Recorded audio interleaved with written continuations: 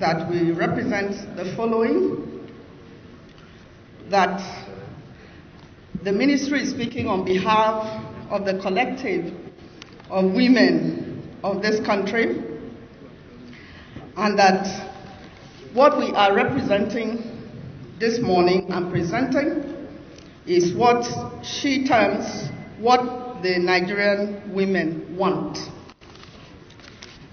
Nigerian women want equality in the presentation of the national wealth, but more importantly, Nigerian women stand with other Nigerians collectively, and basically, Nigerian women want to posit that the expression "we the people of the Federal Republic of Nigeria" represents Nigerian women as well, who form 50% of the entire population of this country and who are contributing maximally to her economic well-being. Nigerian women want to ensure that we ensure equitable women representation in government. It is important that the Constitution is reviewed to provide for at least 35% women representation in appointive offices at the federal and state levels. This will begin with an amendment of Section 14, subsection 3, that prohibits predominance of persons from a few states, ethnic or sectional groups in the composition of the government and its agencies, to also introduce a prohibition of the predominance of any sex in the composition of the government and its agencies. Also, Section 14.4, subsection 4, introduces the equitable representation of both sexes in the composition of government at a state, local government councils, or any of its agencies. Other sections for reference include Section 147, subsection 3, 171, subsection 5, 192, section 2, and 208, subsection 4.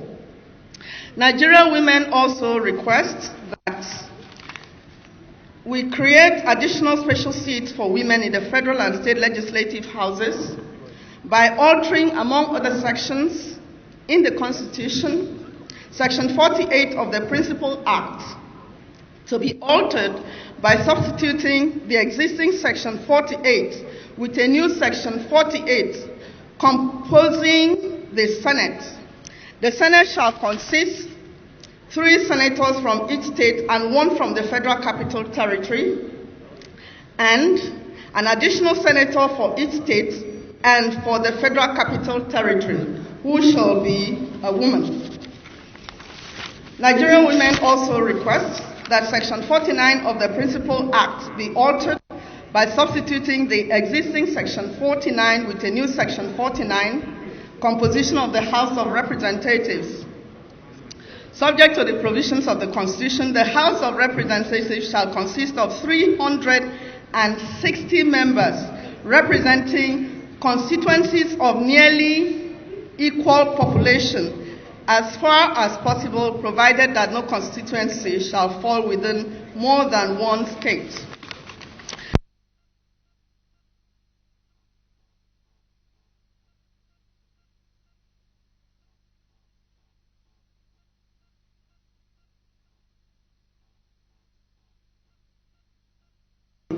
Take in order to ascertain the will of the people, because that is the foundation of democracy.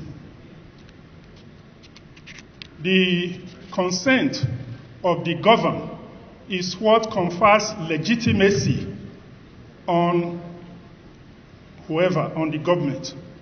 So any emergence of political office holders in a manner that does not reflect the will of the people puts a question on the legitimacy of the government.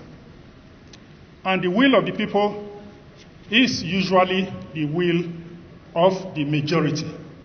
That is why when INEC has conducted elections, it will then collate and announce that Mr. A of so-and-so party, having scored the highest number of votes and satisfied the requirements of the law, is hereby declared the winner and is returned elected.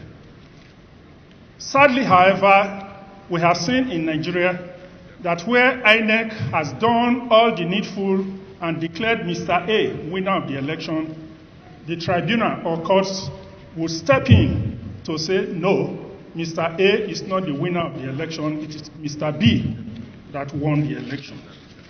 And this is usually done by nullifying votes of people or saying that voters running into hundreds of thousands have wasted their votes. And yet, these voters relied on the ballot paper supplied by INEC, upon which they indicated their consent. So, when a situation emerges where somebody who did not score the highest number of votes is declared and does not enjoy the consent of the majority of the people, emerges to exercise governmental powers, as I said before, it casts doubt on the legitimacy of the exercise of governmental power by such persons. And let me say that the African Charter, Section 13 of the African Charter of Human and People's Rights, gives every person, in this case, voters, the right to participate in their government directly or by choosing the representatives in government. So every situation where the votes of the people are nullified or regarded as wasted, in my opinion, that impinges or disenfranchises those people and violates Article 13 of the Human and People's Rights. The Sixth National Assembly actually saw the flaw in the current laws and attempted to cure it by inserting Section 140, subsection 2 of the Electoral Act, which you have. The Electoral Act, which we all have, Section 140, subsection 2, says that where an election tribunal or court nullifies an election on the grounds that the person who obtained the highest votes at the election was not qualified to contest the election, or that the election was marred by substantial irregularities or non-compliance with the provisions of the Act, the election tribunal or court shall not declare the person with the second highest vote or any other person as elected, but shall order a fresh election. However, the courts have nullified this as an attempt to whittle down the powers of the courts. However, if it is made a constitutional provisions, then in my view, the courts will have no option but to obey it. So that where an election is nullified, they cannot then go and pick number 2 or number 3 or number 5 as the winner, but must ask the voters to go back and vote, especially where the voters themselves have not been faulted. It wasn't their fault. It was because they relied on a ballot paper supplied by INEC, and they came out, trooped out to vote. Their votes should count. And we say it, every vote must count. Where votes are nullified, can you say that every vote is counting? So my submission is that every vote must count. And there are a number of people who have spoken in support of the position, former President Goodluck Jonathan and a number of other people. So I have proposed a provision for the amendment of the Constitution to bring Section 140 into the Constitution in order that it will be obeyed. And then I made reference in my presentation to the judgment of the Federal Appeal Courts in the U.S. let me just quote that and end. It says, voters, not lawyers, choose the president. Ballots, not briefs, decide election. That was a statement by a judge in Pennsylvania during the last elections. And then, supposing there's an abuse, how do you ensure that INEC does not abuse this power? Is to propose that the National Assembly can sanction INEC officials who are found to have violated their oath of office and compromised the integrity of the election. And I draw analogy from the National Population Act, where if an election is census is held to be perverse or incorrect, the sanction would be for the chairman of the National Population Commission and the members to lose their office. But it is not for anybody to substitute different figures for the figures announced by the Commission. Thank you very much for your audience. Senators here present. I'm here to stand. Let me stand on my existing protocol because of time.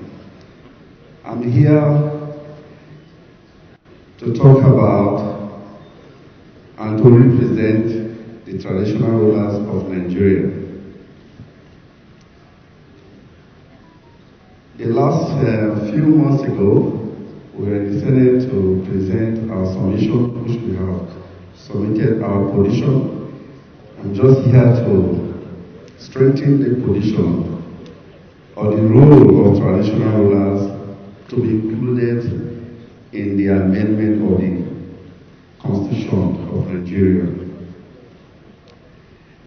Let us understand that traditional rulers have nothing to drag in with politicians, but we are supposed to be. We are standing behind as the father of the house and the father of the land to play a advisory role to our sons and daughters who are in office of trust. And we should all know that when there's any crisis or there's any trouble, and the last hope of any administration in this country is traditional rulers. When any administration lost control of the society, they fall back to traditional rulers. Even when we have projects, any administration want to run down projects, various projects in their very local communities, they first of all entrust the project to traditional rulers to protect and encourage the contractor to carry out the project.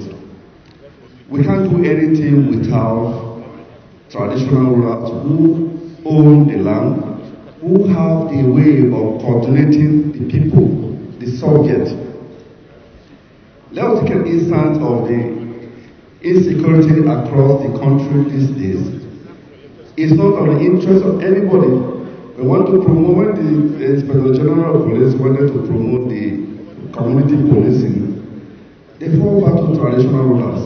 Everything we do, both on individual, if you're a politician, after you're playing your politics or serving your tenure, you come back home to your father, which is traditional ruler. But you can understand that traditional rulers, before this time, were included in the Constitution of Nigeria. But in 1977 or thereabouts, we were removed from the Constitution of Nigeria. If we are not included or formally be empowered by the Constitution of Nigeria to spell out our role and our functions and what we could do to support the country and every administration that may come on board, then you see that we are just handicapped. You cannot pull out the wing, the feathers of a bird and expect that bird to fly. So you disarm traditional rulers and expect them to play a role, to perform, to deliver. Everything about this country, any role or social service you want to play, Constitution provides you a line item where the role you should play and what you are expected to do. But traditional ruler is totally silent in the Constitution of Nigeria. So our submission is to appeal to the Mr. Chairman to ensure that for the interest of the country, we are not doing any favor to traditional rulers as individuals, but we are doing ourselves a favor when we entrust them with certain level of power. Before this time, traditional rulers have a way of gathering intelligence. But if you now go to carry out some certain position, you could be quoted by the law that you are not mandated to do so. And for that, traditional rulers are careful in playing certain role that ordinarily they should do. But if the law today will include them, then the law empower them to carry out certain position. If you also look at our wives, they also created the Ministry of Women Affairs to them. They are really recognized in the Federal Executive Council. Our daughters and our sons, they are also recognized in the Ministry of Youth Affairs in the Federal Executive Council, but the fathers of the land are not even recognized, they are not part of the positions of the day-to-day role of the government, of the Federal Executive Council. I will appeal to the chairman that in your submission and your recommendation, may you people recommend that in the federal level we should have a ministry of chieftaincies affairs, because it's already in existence in the state level and the local government level. Thank you. For persons with disability, and also my very lovely, beautiful sister, Lois, join us. For want of time, because we will not abuse the time, we have articulated every aspect of the Constitution that have been very unfair to persons with disability in Nigeria. And I'm not going to read what we have put together. We will share it and make sure that everybody gets it so that my sister can take his turn. But please, Chairman, please pay attention to a number of sections that we have articulated that we may not have time to look at. The first is the section 414. Which lists a number of ethnic group, religious organization, speaking about the discrimination that did not capture issues with persons with disability. We also want to draw your attention to section 15, subsection 2, which we require that disability should be added. Section 17 is also of interest to us, as well as section 18 is also of interest to the community. These sections did not capture issues of persons with disability, and we feel that this unfavorable treatment that 1999 Constitution has given to the community should be reversed. Permit me, I know that we're very time conscious, that my colleague, Lois, will make the concluding presentation. Thank you. Needs to be addressed for the interest of disability community. Subsection 1, subsection 4, which talks about reservation of parliamentary slot. We want 15% of seats in the National Assembly, State Houses of Assembly, and local government councils shall be reserved exclusively for qualified persons with disabilities. Such reserved positions shall, as much as possible, take into account the different types of disabilities. We also want political parties to field persons disabilities.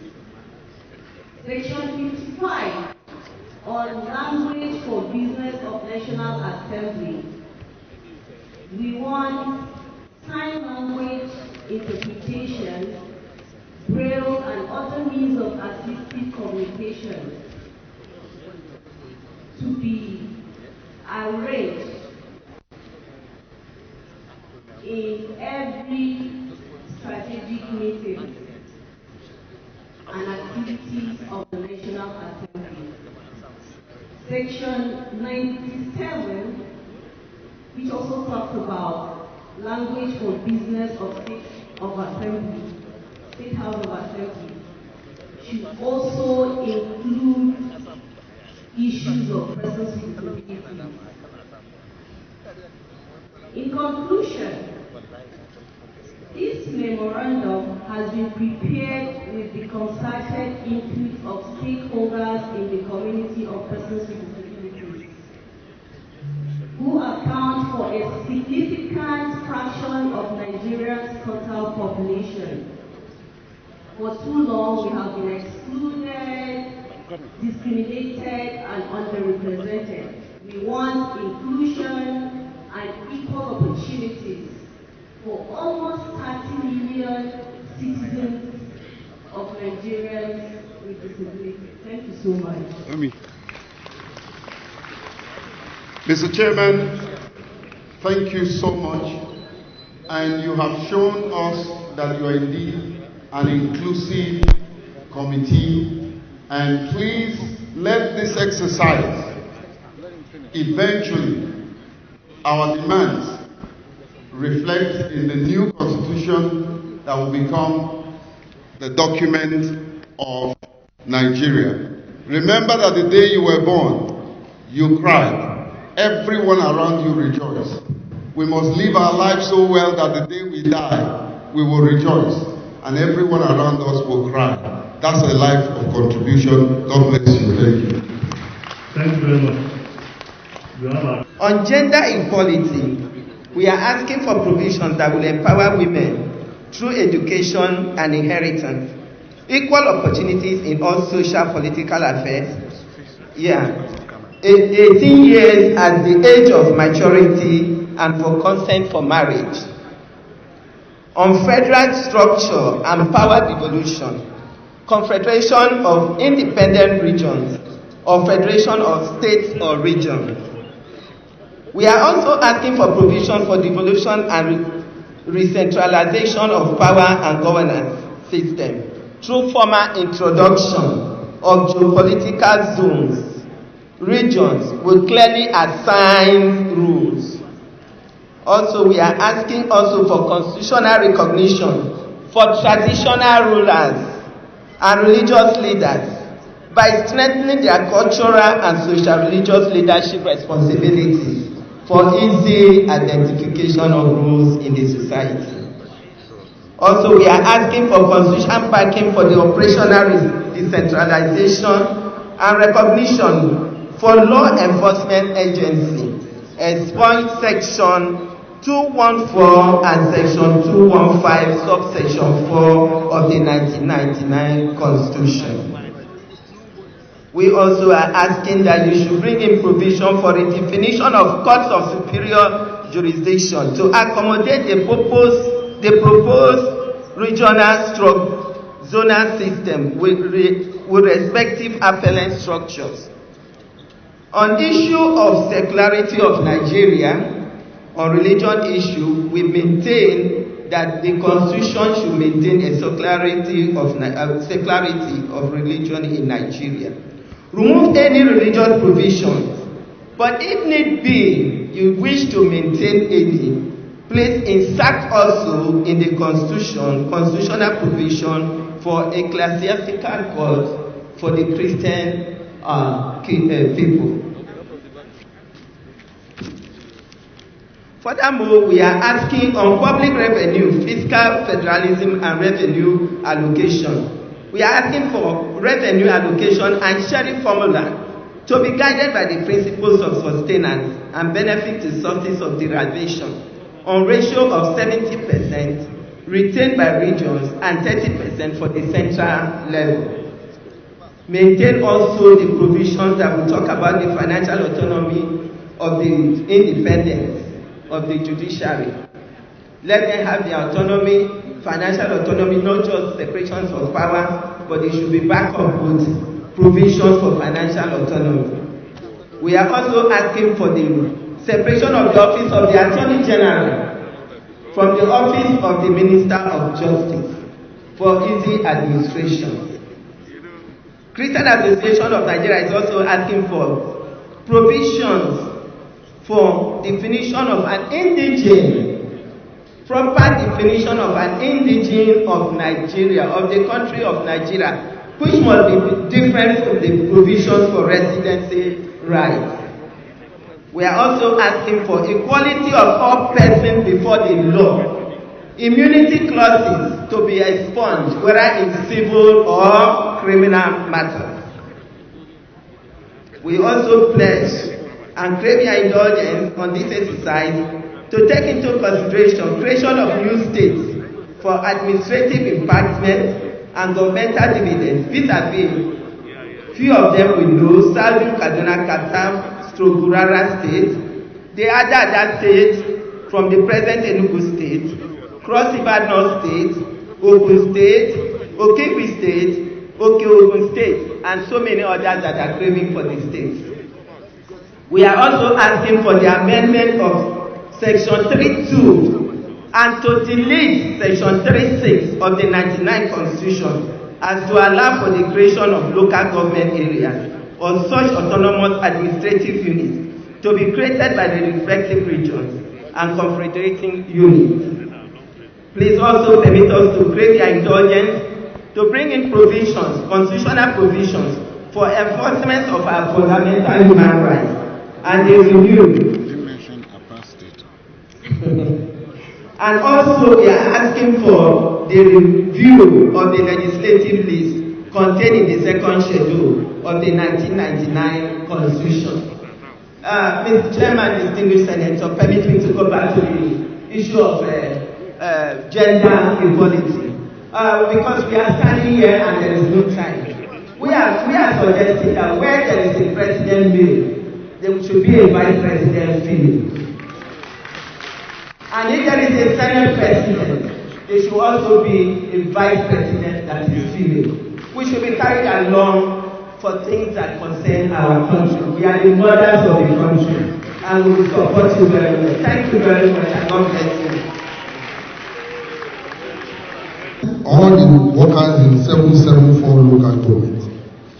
Our belief is that the foundation of our nation rests upon the local government. And once the foundation is faulty, the building collapses. The menace of problem within Nigeria now is as a result of continuous and systematic destruction of local government as a tier of government. This is the most closest to the people, the most reliable, the oldest, and the most strategic. For us, the problem between local government started in 1999 as a result of lacuna in the Constitution from Section 7(1), Section 8, and Section 162. We believe that for us to get it right, the local government must be directly funded, not a clamor for both political and financial autonomy to allow local government meet the needs and aspirations of the rural populace. By our democratic survey, we have realized that over 68% of Nigerians reside within the rural settings, and they are neglected. There is high level of poverty, hopelessness, joblessness, and retarded growth at that level. We have the belief that under political autonomy, we have realized that conduct of election by so-called state independent electoral commission has turned to a charade. Instead of a transparent and credible electoral process, what we are witnessing is coronation, adoption, and promotion of political surrogates. We have also witnessed the denial of democratic system of government at the local level by the state political actors who desire to appoint their surrogates to head local government in contradiction to the constitutional dictates. We believe that in the 1999 constitutional amendment bill proposed, local government should be clearly stated as the third tier of government. We have listened to argument that we have only two federating units, but we say even in Nigerian principal law, the 1960 constitution, state was not mentioned as a federating unit. And in comparison, in other advanced economies and democracy, UK is an example. We have only the federal and the state and the local government. There is no state government that is in existence. So for us, we clamor for the abolition of Joint Account Allocation Committee, which has served as a conduit pipe through which fund men for growth and development of local government have been preferred, diverted, and actually stolen. Also on security, we believe that a vibrant and functional local government system will stem the tide of insecurity in Nigeria. Let us have community police. Community police is the most important. In comparative analysis, let's compare the security situation in Kano and Kaduna, for example. In Kano, despite the rural population and the continuous development in Kano, as a result of this one, the local police and vigilantes put in place, they have effectively policed Kano. Whereas in Kaduna, despite the low population density in Kaduna, we are witnessing a lot of insecurity challenges. And we say that for all security challenges, the problem is local and the solution should be local. We should adopt a system whereby local government should be able to recruit the locals, train them, position them, and remunerate them to allow them to police their locality. So the community policing is the way to go. We have also realized that some ministries, federal ministries, like Federal Ministry of Agriculture, Ministry of Humanitarian Affairs, Youth Development, should be considered to the local government for effective performance. Revenue formula, we are proposing that revenue formula should be skewed thus 20% to the federal, 25% to the state, 35% to local government, 15% to derivation, and 5% consolidated savings. On the role of traditional rulers, we have listened to arguments here and there. People have been saying, give us food, but they are not specific. Norway is recommending, therefore, that the Department of Community and Social Development should be superintended by the traditional rulers. Traditional rulers should be appointed to be supervisors of community and social development in the local government, whereby the Ministry of Culture and Tourism at the state level should have their commissioner appointed among traditional rulers, ditto the Federal Ministry of Culture and Tourism. Is also supporting the clamor that we should retain labor on the exclusive legislative use.